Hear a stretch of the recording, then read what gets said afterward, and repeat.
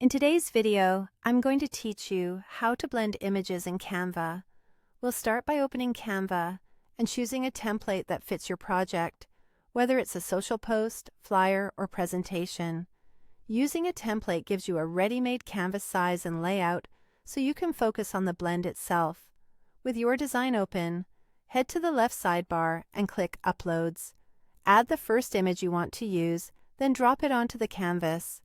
Resize it by dragging the corner handles so it keeps its proportions, and position it where you want the blend to begin.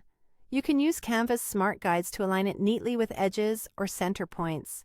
Now bring in your second image from Uploads. Place it on the canvas and position it so it overlaps the first in the general area where you want them to meet. If it helps the composition, you can crop or rotate the second image using the controls above the canvas. Make any quick size adjustments by dragging the corners so both images occupy the right space for a smooth transition. Next, look to the left sidebar and click Apps. In the search bar that appears, type Image Blender.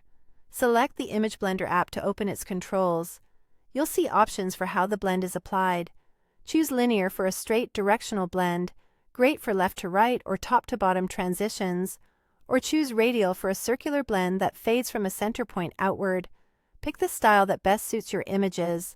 On the canvas, you'll notice draggable dots and lines that define where the blend happens. Drag these dots to position the blend precisely between your two images. For a linear blend, rotate and slide the line so it follows your horizon, subject, or edge.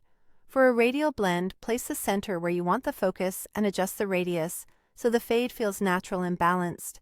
Use the strength or blur slider to control how soft or intense the blend appears.